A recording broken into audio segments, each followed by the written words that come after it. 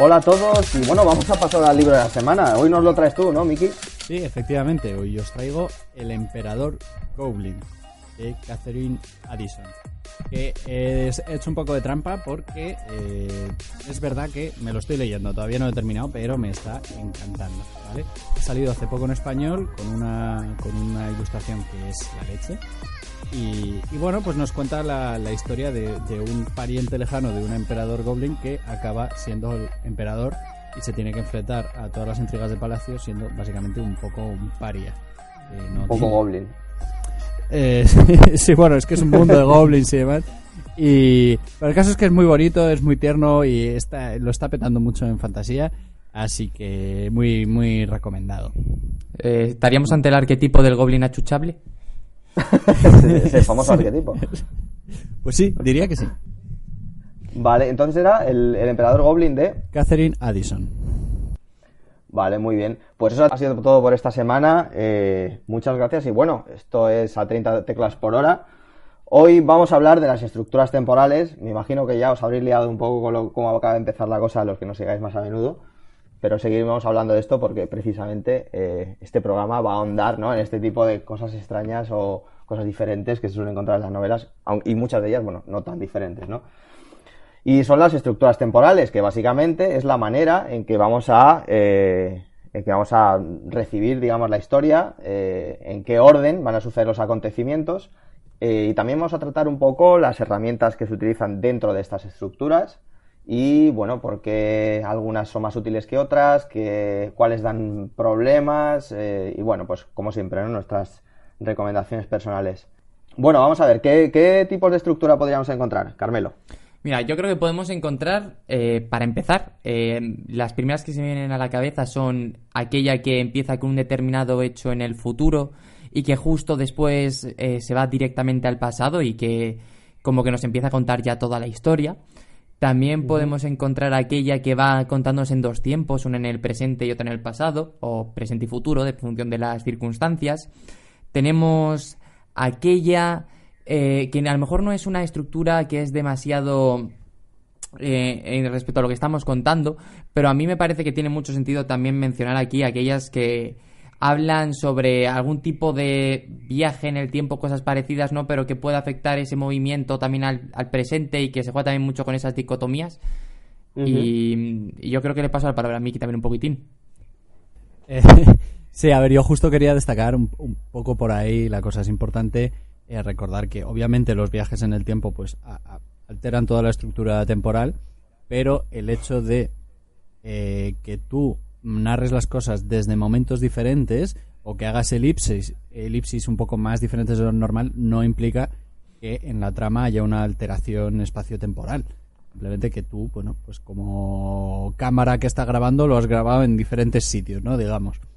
Sí. Entonces creo que es importante eso, y sobre todo también que tampoco es hacer una elipsis como tal, porque claro, una elipsis a veces es saltarte todo lo en medio porque no te interesa cómo el tío está yendo en metro, sino simplemente que está en un sitio y acaba en otro, ¿no?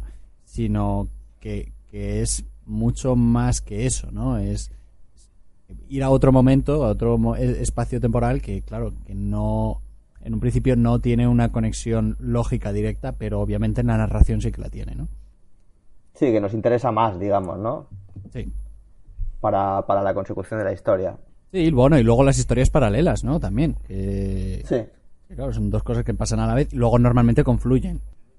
Bueno, básicamente, el tema es que, bueno, estas estructuras se utilizan dependiendo de, bueno, qué queramos narrar en la historia, cómo queramos enganchar al lector, ¿no? En su día, lo normal era lo que se llamaba la estructura lineal, ¿no?, que era adobo, que era desde el principio. Significa, bueno, que la historia comienza desde un punto y va seguido hasta el final, ¿no?, hasta el final de los acontecimientos. Esto, como estaba diciendo Miki, no significa que, bueno, que desde el principio de la historia vayas a ver al personaje nacer como un bebé, sino que desde el punto en el que empieza la historia a narrarse, la historia va a ir lineal hacia adelante, ¿no? Y bueno, pues a partir de ahí, la verdad es que el resto de las estructuras ya son bastante, bueno, más distintas, ¿no? La in media res, ¿verdad? Esta es la que empieza en el medio, que es la que se usa más últimamente. Yo creo que la veo más últimamente que de lo que solía ser, ¿no? Sí, es que además yo creo que utilizándola como escritor te evitas un problema, que es el planteamiento de los hechos desde un primer momento, y ya directamente metes al lector en toda la acción. Entonces, igual a la hora de entenderlo como una persona que disfruta de la historia en sí, es mucho más fácil no tener algún tipo de chirriamiento en la cabeza o decir, uy, esto no he llegado bien, sino que al empezar ya directamente en la propia historia, pues como que le da ese cauce, ¿no? Yo me estoy acordando ahora, por ejemplo, de que Reina Roja de Juan Gómez Jurado empieza diciendo Antonia Scott solo se permitía pensar en el suicidio 3 minutos al día, ¿no? Entonces ahí ya estás tú dentrísimo de la historia pensando, ha pasado algo antes, va a pasar algo después, pero hay algo que no lo sé y tengo ese interés en conocerlo. Claro, o sea que más o menos podríamos decir que esta estructura un poco ayuda a enganchar al lector, ¿no? A que se interese por lo que está ocurriendo. Totalmente. Además, yo creo que a día de hoy es, como bien dices, que se utiliza muchísimo más en cualquier género, de hecho. Y yo creo que el efecto es claro, que es como una llamada directa de atención para el lector. No hay efectos narrativos de novela, pero sí hay efectos de publicidad. Es una de las técnicas que más se utiliza, ¿no? En vez de plantearte un contexto cuando quieres contar una historia en un anuncio o cualquier cosa, tú lanzas directamente al espectador y dejas que él se plantee todo lo demás.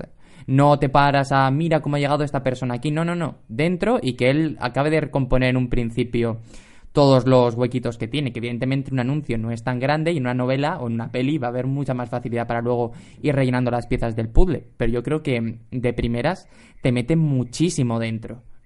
Uh-huh. Nada, yo solo iba a decir que eso, que claro, todas esas piezas de información que no conocemos, ¿no? Son cosas que supuestamente han sucedido en el pasado o que son relevantes para la historia. Y esos pedazos se conocen normalmente a través de las revelaciones de los personajes o de flashback, que luego hablaremos de cómo funcionan, ¿no? Y tal. El otro que has comentado, Carmelo, al principio del programa se llamaba In Extremis, ¿no? El que empieza por el final. Sí, vamos a hablar un poquito de este también. A mí me parece uno de los más Di Manu, o Miki. No, yo quería comentar sobre esto, que es que puede ser que funcione muy bien acorde con los tiempos que vivimos, ¿no? Que a veces predomina que en una novela haya más diálogo y más planteamiento y menos prolegómenos, y que, venga, vamos, cuéntame algo, ¿no? Y, por ejemplo, el saque este que has comentado de este libro me parece maravilloso, porque ya estás como diciendo, bueno, ¿qué le pasa a esta persona que piensa tantas veces al suicidio al día? Claro. Y mola, te preguntas por qué. A mí me viene a la cabeza el famoso este de Gregorio Samsa se levantó siendo un escarabajo, ¿no? De la metamorfosis. Sí.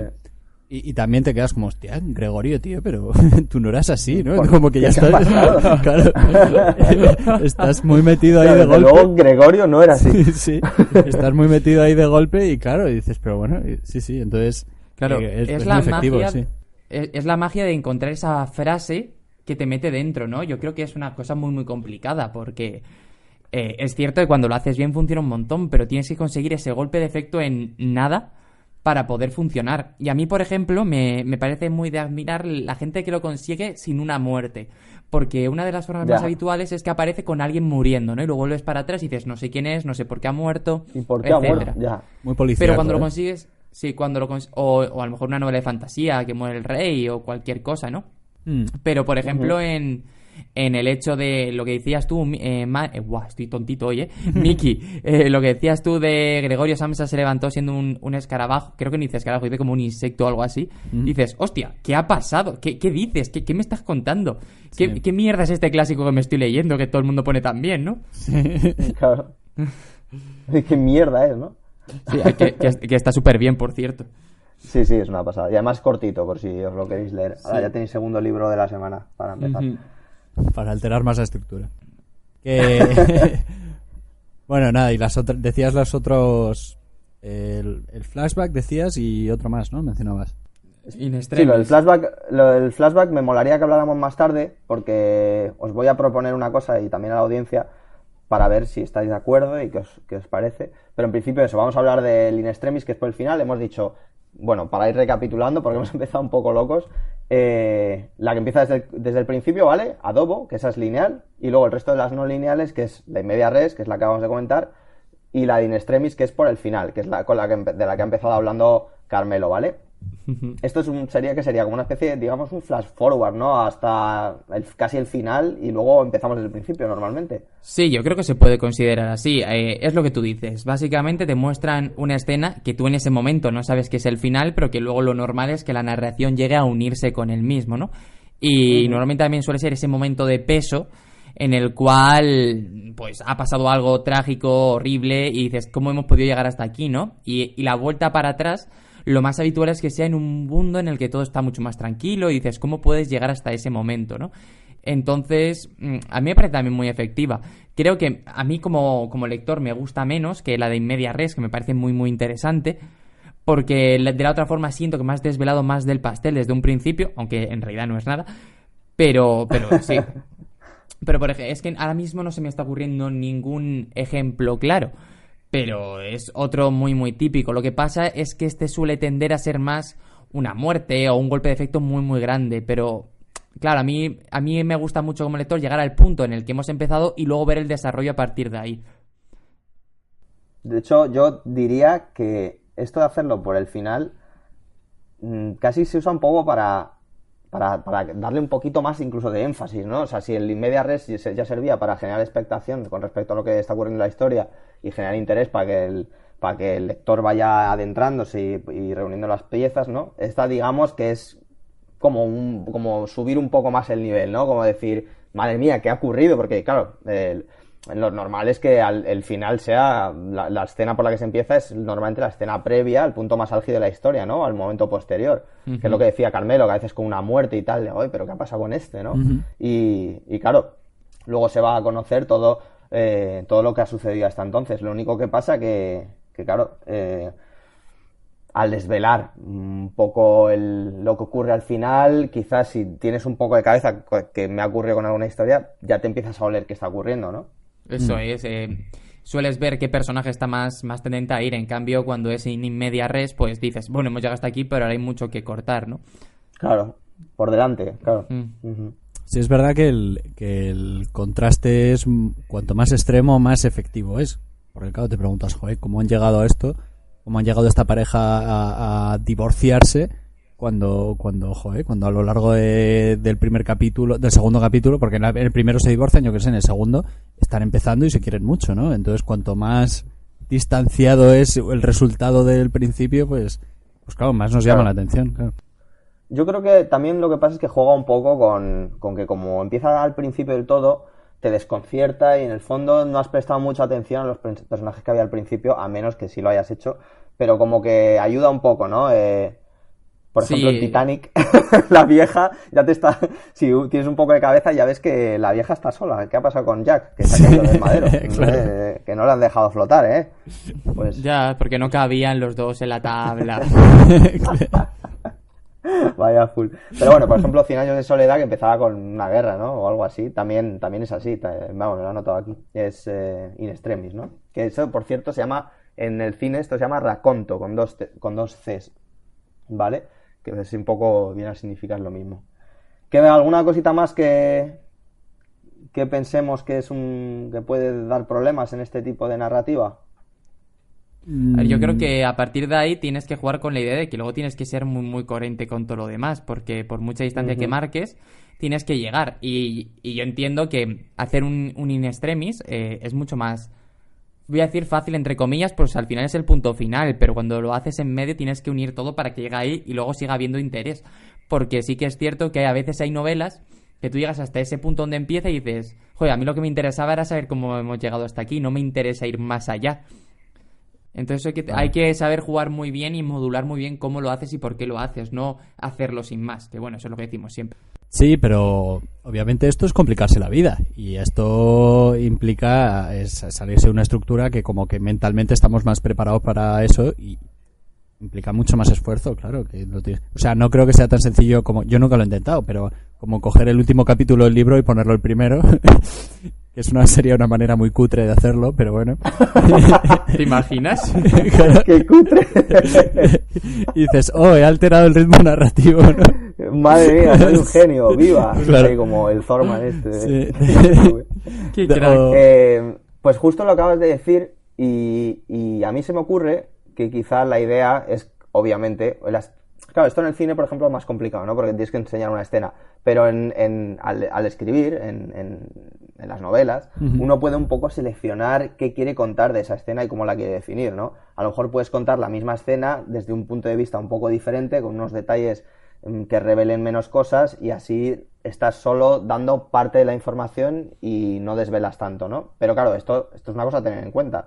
O sea, si se va a empezar así, uno tiene que saber que luego tiene que conectarlo. O sea, yo creo que es definitivamente para alguien de mapa.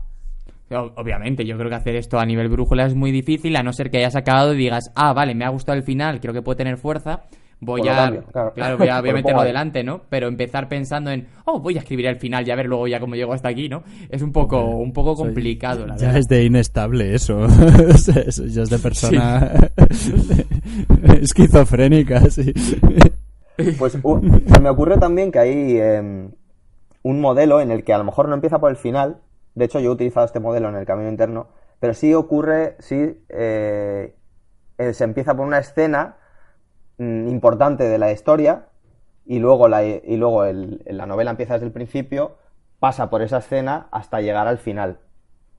¿No se os ocurre también? Yo, por ejemplo, en ¿cómo se llama esta novela de Jon Krakauer? La de... no sé si está en español, pero vamos, se llama como Into the Thin Air, que es como en el aire delgado, ¿no? Algo así, que es sobre cuando subió al Everest y tal. Él empezaba también como con una tormenta y no sé qué, y claro, luego empieza desde el principio sobre cómo llega, y está muy chulo, la verdad. Pues eso, pero eso no es el final de la historia, ese es el tema. No lo hemos contado, pero a mí también me parece muy interesante la estructura narrada en 2 tiempos. O sea, que sin ser que pones al principio y luego el final, y luego bueno, ese es el orden normal, quiero decir, primero el final y luego el principio, tienes la posibilidad de ir narrando en 2 tiempos de manera paralela, que también tiene su aquel, y ir como una línea temporal en el futuro y otra línea temporal en el presente o en el pasado, como sea, que es una cosa que hace muy bien Stephen King en It, por ejemplo. Y es muy, muy interesante porque ves que hay personajes que al principio están vivos, que luego están muertos, que no sabes por qué, que hay relaciones que se han roto y dices, ostras, ¿qué habrá pasado, no? Y a mí me parece una de todas las que hemos comentado hasta aquí, a mí es la que más me gusta, con mucha diferencia. Me parece a la que a mí más me aporta, no lo sé, quizá porque me voy preguntando cosas o porque me da más información. Y porque también lo considero muy difícil. De hecho, es la forma en la que yo he escrito Mentiras Blancas de una forma muy leve, pero la novela en la que estoy escribiendo ahora lo estoy haciendo así, que se ve que al final me he encontrado muy cómodo con esta estructura, pero ya a un nivel mucho más grande, ¿no? Porque, por ejemplo, en el libro anterior, que intentaré que salga la primera mitad de año, así como momento spam, hay como una serie de capítulos que tienen mucho peso, que son los del pasado, y los otros capítulos mucho más leves, que son los del presente, que van a ser más como una especie de unión y conexión que tiene su peso, pero que realmente el peso de la historia lo tiene la otra. Y entonces, en ese caso, por ejemplo, yo lo que hice fue escribir primero la parte del pasado y luego se me ocurrió y reestructuré muchas cosas y la junté, pero no tuve que realizar un planteamiento demasiado, pues al final el centro era como unir puntos entre los diferentes elementos del pasado. Pero ahora con la nueva, donde sí que estoy dándole el mismo peso a ambas partes y en función del momento en el que me encuentre la historia, pues prima más una que la otra, estoy haciéndolo mucho, mucho más complicado, ¿no? Porque al final intento que exista una coherencia, que exista tal, entonces voy pensando, escribiendo, porque al final esto sale de una reestructuración del libro que ya escribí, entonces está como todo muy así, está siendo un poco todo en el aire. Y sí que es cierto que voy pensando en escribir un capítulo, luego voy pensando en escribir el siguiente, entonces digo, pues en este tengo que dejar una pista de algo que a lo mejor luego en el pasado haya tenido un peso, pero que tenga aquí como ese símbolo para alguien que lo lea y diga, pues esto es esto. Pues esto, claro, y conecte, ¿no? Eso es, y entonces voy ya como pensando cada vez que escribo un capítulo en cómo va a ser el siguiente, porque está en otro tiempo, y de qué manera puedo hacer que algo de ahora tenga su peso en el siguiente. Es muy interesante que digas esto además, porque así un poco yo creo que podemos explicar a la audiencia que eso no es hacer flashbacks. Eso es. O sea, esto es, yo lo he englobado con estructura desordenada, como que es cuando es una especie de puzzle, ¿no? De eventos que suceden, como dices tú, a 2 tiempos, delante y detrás, o incluso antes, ¿no? Pero normal es que sean 2, es raro encontrarse lo demás, ¿no? Porque si no sería demasiado lío. No hay un orden fijo, muchas veces se van intercalando, pero más o menos te da pistas, o a veces ya sabes desde el principio de la historia que son 2 tiempos, pero otras veces, como está diciendo Carmelo en su historia, que por cierto suena bastante interesante eso, a ver si lo hablamos un día. Guay. o sea, no se sabe, pero luego hay elementos que conectan las partes, ¿no? Yo Sí. creo que esto es lo que dices tú, ayuda un montón a mantener la tensión y el interés, ¿no? Debe ser un poco más, como has dicho justo Stephen King, pues más de suspense, ¿no? De misterio y un poco de terror también. Sí, al final fue una historia que escribí solo en un tiempo y me di cuenta como que le faltaba algo, ¿no? Como que yo al leerla, al escribirla, me faltaba como ese punto de decir, sí, me gusta, pero me falta algo, ¿no? Entonces, como toda la historia tiene al final una conclusión con el personaje protagonista, y dije, oye, ¿qué pasaría si esto lo extrapolo, lo pongo también que se cuente desde el principio, pero 10 años, o son 8, en realidad 8 años más allá, y que luego todo esto tenga influencia, pero también me permite ver cómo han evolucionado los personajes en el futuro, y me motivó mucho más a hacerlo, ¿no? Porque el otro estaba como muy de... Yo decía, está bien, pero no me acaba de convencer y no acabo de ver cómo concretar esto en algo que me guste, y cuando se me ocurrió eso fue como que ya le di esa vida y dije, vale, ahora sí que puede estar. Y nada, por ahora van 50.000 palabrillas, así que todavía le queda un rato. Pero mira... No está mal, ¿eh? Yo también quería destacar que es verdad que las estructuras paralelas, ya sea incluso con mismos personajes o diferentes, últimamente también se usa mucho en la fantasía, porque está de moda poner 18.000 millones de personajes en la misma novela. Entonces, que te cuenten todo. Claro, y cada uno vive en una punta diferente del mundo, y entonces pues como que tienes que saber todo, ¿no? Lo que está pasando, pero claro, está ocurriendo todo a la vez, pero cada uno tiene ahí su personaje. Pero vamos, esto ya no es... La gente suele pensar, no, Juego de Tronos está hecho así, ¿no? Que de hecho creo que entre el cuarto y el quinto, como que la segunda mitad del cuarto y la primera mitad del quinto, como que en realidad es el mismo libro o algo así, o sea, que hay ahí una cosa... Sí, mira, juega con eso, ¿no? Tenía tal pifostio de personajes que dijo, voy a contar el mismo tiempo, pero la mitad de los personajes en un libro y la mitad en otro. En la mitad en otro, pues sí. Pues es sí, más, pero en internet hay guías para leerlos al mismo tiempo. Esto es como los vídeos que... La película Memento de Christopher Nolan, es así que también sería un ejemplo... Ver el guión sería un ejemplo de cómo hacer esto, ¿no? Este hombre que la película empieza realmente... es que es difícil de explicar, ¿no? Empieza como al revés, pero, o sea, la película no es que hayan puesto la cinta invertida grabada al revés, simplemente que, digamos, que han desordenado los capítulos y el último lo han puesto primero, el penúltimo lo han puesto segundo, así todo el rato, ¿no? Entonces, hay guías, claro. Sí. Pero vamos, que con esto quería decir que, bueno, pues una de los pilares básicos de la fantasía, Tolkien, pues ya es un recurso muy fácil, pero mi compañía se ha dividido, tengo diferentes personajes, pero viven en el mismo mundo y pasan las mismas cosas. Entonces tengo que contarlo desde el punto de vista en el que está cada uno, que también es muy interesante porque escuchas noticias de otro a veces desde el punto de vista de otro. O sea, bueno, en el fondo no tiene por qué ser desordenado, ¿no? En el fondo, si es a la vez está ocurriendo todo, podría ser lineal, pero claro, siguen los puntos de diferentes personajes, también depende. Depende si unos eventos están sucediendo antes que otros, ¿no? Eso yo creo que habría que o jugar con ello, dejarlo claro. Sí, por ejemplo, George R.R. Martin juega mucho con que, oye, que es que a lo mejor 2 capítulos de un personaje es el triple de tiempo que 4 capítulos de otro, ¿no? Porque si siempre se dice, no, es que este personaje ha tardado un capítulo en llegar a no sé dónde, dice, ya, pero es que no, los tiempos no van iguales. Eso, por ejemplo, lo hace muy bien Dunkerque, la película de Nolan, que al principio de la película te dice, oye, que tú si no te enteras de esto vas jodido en la película, por cierto. Pero te ponen ahí unas letritas pequeñas, que el otro día vi yo a mi hermana viendo y le dije, fíjate, y pone 1 hora, 1 día, 1 semana, y tú lo ves la primera y dices, ¿pero qué dices? ¿Qué te has fumado, no? Y lo dices, claro, ¿qué es lo que tarda cada uno en la película? Y sin eso no lo entiendes, porque yo estaba en el cine cuando lo vi y decía, joder, pero es que el barco va igual de... Claro, dije, el barco va igual de rápido que el avión, ¿sabes? O sea, ¿qué mierda es esta?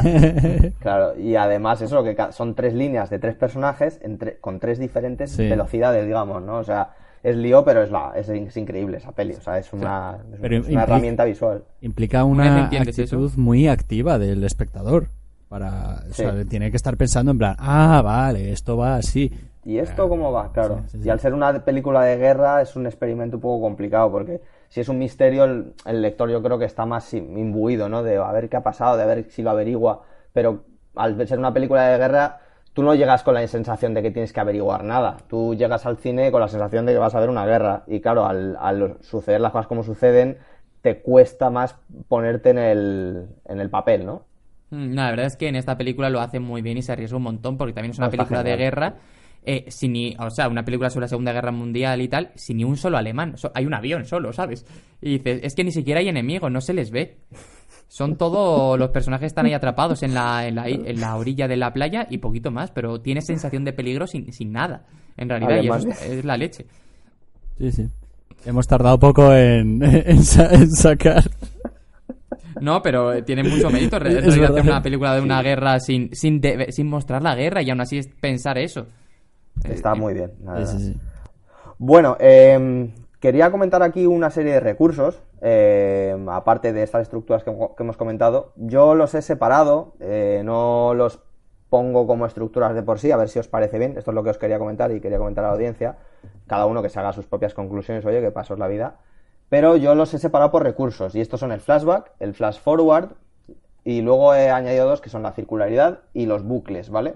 O sea, con esto, ¿qué quiero decir? Que para mí el flashback en sí no es una estructura, el flashback es una herramienta dentro de la estructura, ¿no? Que te ayuda a visualizar una parte del pasado, ¿no? Importante, porque tiene que ser importante, porque ojo con los flashbacks, que hay gente que los utiliza para contar cualquier cosa, y un flashback tiene que ser relevante, ¿no? Porque te saca de la acción actual.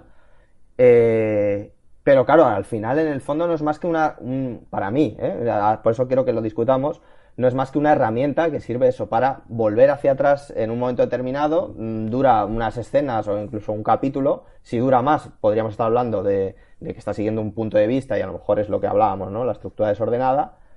Pero en principio eso, el flashback es solo un pedazo que va hacia atrás y vuelve al presente, ¿no? ¿Qué opináis Sí, de esto? yo estoy totalmente de acuerdo contigo, porque cuando se va más allá, que es por ejemplo el caso del nombre del viento, yo creo que ya no se puede considerar como flashback, por mucho que en ciertos momentos vuelvas al presente y veas que un personaje está contando su pasado y todo este tipo de cosas, ¿no? Es un cambio de punto de vista.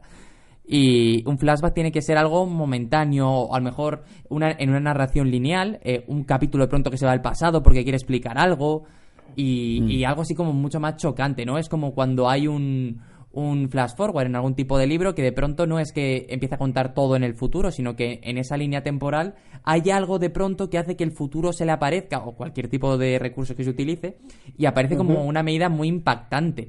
A mí, por ejemplo, me gusta mucho cómo lo hacen en el cuento de la criada, pero no en el libro, sino en la serie, que de pronto están los personajes con su mierda de mundo y tal, con la religión y todas estas cosas, y de pronto la protagonista se acuerda de cómo era el pasado, y ese impacto te permite el contraste con el presente que está viviendo ahora, ¿no? Y hacerte preguntarte cómo es posible que de eso se haya llegado a esto.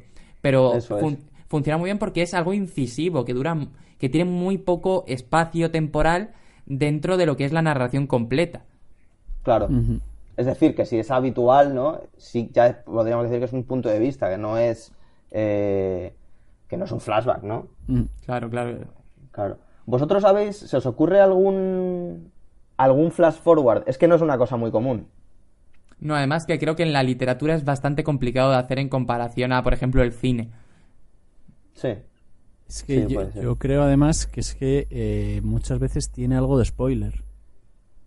Porque, porque claro, ya estás relevando algo de que se supone que te tienes que enterar a la mitad pero me cuesta pensar ejemplos, pero si pienso en uno en particular, spoileo, entonces no quiero. Creo que ese es el mismo que voy a decir yo. Lo hemos mencionado aquí en el canal, en el podcast. Yo creo que... No sé, tíralo Vale, a ver si es un... No quiero. Es que es un spoiler, no quiero. Pero bueno, que Pero es... yo sí quiero enterarme de lo que estáis hablando, así que tirad alguno, por Dios. Vale, podéis avanzar 20 segundos, audiencia, si no os fiáis de que el spoiler este os joda algún libro o alguna película. Ya puedes proceder, Miki. El guerrero a la sombra del cerezo. ¡No! No he terminado. Ah, amigo. Bueno, pues Vale, tiene... me lo has hecho a mí. La vida. Luego... Además lo has pedido tú. Vale, me voy a quitar los cascos un momento. Sí. No, es que no me va a escuchar ni la que audiencia. tuvieras que editarlo después, ¿sabes? Pero lo tienes que editar y no tiene sentido hacer un podcast en el que ni la audiencia ni los que graban el podcast pueden Claro. escucharlos. Nada, Miki, no Voy a lo hacer un flash digas. forward. Venga, pues ya está. Ahí está el libro. ¿Y cuál era tu ejemplo del flash forward? Pues habéis visto una peli, a lo mejor os spoileo vosotros, pero ¿habéis visto una peli que se llama Arrival? No. Vale, pues es la caña. O sea, básicamente, bueno, Es la caña y acaba así, chicos. y se acabó, ¿sabes? Claro, aquí no se puede hablar de nada. No, pero esto os la recomiendo mucho que la veáis. Bueno, básicamente, yo creo que el flash forward de Arrival es la forma perfecta de definir un flash forward, ¿no? Es que en vez de ayudar a entender algo, como hace el flashback, suele servir como pieza de un puzzle al que la historia se refiere como más tarde, ¿no? Pero la clave es que el lector no sabe que es un flash forward. Yo creo que esa es la manera de hacerlo. Hasta que luego dices, coño, que esto no es el pasado. O que esto no es tal. Esto es el puto futuro. Eso está muy guay, sí. Claro. Y me suena haberlo visto en más de una historia. Pero Arrival yo creo que es el mejor ejemplo que sí, poner. sí. La de los alienígenas. Sí, la de la nave que es como un pepino bueno, así negro que explota. Esa película es excelente, es buenísima, sí. A mí me gustó mucho. Sí. La tengo que ver todavía. Sí, es muy Míratela porque además que es de alienígenas y yo por eso tardé un huevo en verla porque dije, joder, más putos alienígenas, que está quemado el género ya. Pero resulta que es que lo de los aliens es una cosa secundaria. O sea, es una película que habla sobre la comunicación. Sí, básicamente. Sobre cómo nos sobre comunicamos. El lenguaje. Y, o sea, que desde aquí a la audiencia pues ya se la recomendamos porque, con spoiler incluido, porque es un pepino, o sea, en ese sentido. Tiene un montón de cosas súper interesantes sobre cómo nos comunicamos, sobre el proceso de comunicación, ¿no? Y luego ya pues se mueve más por los sci-fi, ¿no? Sí. De todas maneras, había una serie que se llamaba Flash Forward directamente y tuvo 2 temporadas así, que salió poco después de Perdidos, que Perdidos, claro, tiraba mucho de flashback y una temporada de Flash Forward. Y la serie se llamaba Flash Forward y era que de repente un día todo el mundo ve cómo será su vida dentro de X años, ¿sabes? ¿Dónde está? Y tienen cada uno una epifanía de su futuro y se ve como... Entonces, básicamente la serie eso tenía 2 ritmos narrativos y luego había casos como, por ejemplo, gente que no había visto nada, entonces pensabas que dentro de X años pues esta gente estaría muerta o algo así. Pues la verdad que la premisa suena interesante, pero claro. Sí, pero luego la cancelaron la temporada. Sí, no vieron venir que se iban a cancelar, ¿sabes? No, el Flash Forward ellos no lo hicieron. Ellos estaban oscuros en el Flash Forward. La serie no estaba. Entonces, bueno. Una cosa de la que me estoy pensando ahora, que de flashback tiran muchísimo, por ejemplo, en el anime. El anime, todos los personajes están muy marcados por su pasado y sí que entiendes cosas porque se cayó al agua y entonces tiene miedo a no sé qué y ha superado su problema y tal. Claro, y por eso ahora es un asesino en serie y esas cosas. Claro. Sí, pero en el anime sí que pasa mucho lo que estábamos comentando antes, ¿no? El error de contarte cosas que no importan una puta mierda, ¿sabes? Sí. Pero también porque son narraciones muy extensas normalmente, muchas veces, entonces, claro, se pueden permitir ese lujo. Sí, pues sobre todo porque quieren rellenar, ¿no? Si tú tienes una serie de 400 episodios, pues como no cuentes cómo comen arroz, pues estás jodido, ¿sabes? Efectivamente. Pero tú, autor, lector, audiencia, no debes hacer eso. O sea, todo lo que cuentes en un flashback tiene que ser absolutamente relevante. No puedes venir ahí a contarte una side quest y una cosa porque eso... no. O sea, tiene que ser algo... Bueno, es lo que estábamos comentando, ¿no? Que si se sale del hilo normal, tiene que ser para introducirte una pieza de información interesante, ¿no? Además, que muchas veces en el anime lo hacen sin ningún tipo de filtro. O sea, necesitas que un personaje después de 237 capítulos tenga miedo a los pájaros y a su cantar. Pues metes un flashback sin ningún pudor y ahí un pájaro le picó en el ojo cuando tenía 3 años y se fue a mear al río, ¿sabes? Y dices, fantástico. Sí. Y dicen, le justificado, a la mierda. Y se acordará de eso en el combate final. O sea, en el combate final es básicamente un tío pensando todo el rato en movidas de su pasado, el asesino esperando en plan, bueno... Sí. Así que, sí. Otra cosa que quería decir esto, porque me acabo de acordar, un capítulo de la 3ª temporada de Daredevil es sobre el pasado de la mujer esta, Karen Page. Sí. Y es, bueno, como medio capítulo que nos cuenta su pasado, ¿vale?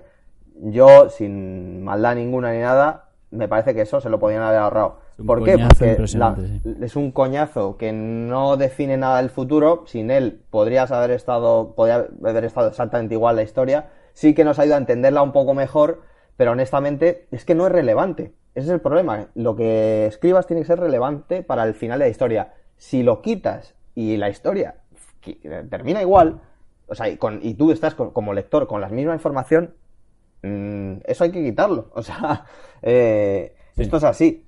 O sea, no hay más. Y eso, bueno, pues el problema es que ni siquiera es un personaje interesante porque ellos lo hicieron mal, que a mí es una de las cosas que me toca las narices, ¿no? Que es el típico personaje que le han dado dos capas y de hecho se han intentado, a lo mejor, ¿cómo se dice? Lo han intentado reparar el error, ¿no? A través de darle medio capítulo para ella, para que se explique quién es, y es como, no, joder, tío, no. o sea, es que me tienes que explicar, ¿qué me tienes que explicar de ella? Si es que no hay nada que explicar, o sea, con que me digas que lo ha pasado mal y que ha tenido una mala juventud, se entiende, porque no ha hecho nada relevante para que digas, joder, necesito saber por qué hace estas cosas, ¿no? Es que requiere habilidad esto, requiere rayarse y requiere pensar bien Eso las es. cosas, entonces no es fácil. Bueno, pues para ir cerrando por aquí, me gustaría comentar dos recursos y los hablamos si queréis. Uno es la circularidad, que básicamente es cuando una escena o situación que sucedía al final de una historia está enlazada con una del principio, ¿vale? Que es pareciéndose o, de hecho, bueno, puede ser incluso la misma, pero con un punto de vista alterado, ¿no? Normalmente esta da como una sensación de cierre, ¿no? Como eso, de círculo y de transformación. Y aunque normalmente eso, lo que ocurre al final y al principio, suele tener un significado como opuesto, ¿no? El que estaba al principio en un lado, ahora está en el otro, o algo así. Esto pasa bastante más de lo que parece, ¿no? Por ejemplo, en Señor de los Anillos, fíjate, Sam empieza en la comarca y acaba en la comarca, ¿no? Eso también es un círculo, un anillo. Justo, sí. Pero bueno, también hay cosas como, por ejemplo, que al principio de una historia, lo típico, empiece un tío salvando a uno y al final acaba el tío salvándole a él, ¿no? Eso es a lo que me refiero con la circularidad. Bueno, y la segunda herramienta es el bucle, que es como estas típicas películas de viajes en el tiempo. Esto sí que sería relacionado con el viaje en el tiempo, aunque sí que es una forma de narrativa. Y para esto me explico, ¿no? Son escenas que se repiten a pesar de que la historia avanza. Como, por ejemplo, el día de la marmota.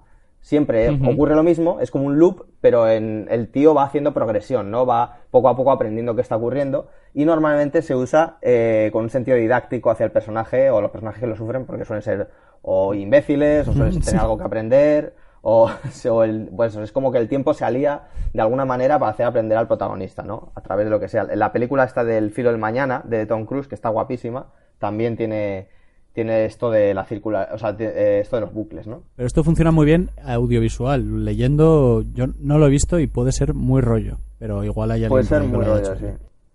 Sí, porque además siempre tiene que tener ese toque un poco cómico también de, hostia puta, esto ya ha pasado, ¿sabes? Porque Sí. si no, tiene que Eso es. enfocarse en un tema muy serio normalmente, pero desde un punto de vista que como mínimo tenga un poco de humor, porque si no yo creo que es inaguantable hacer una película súper dramática.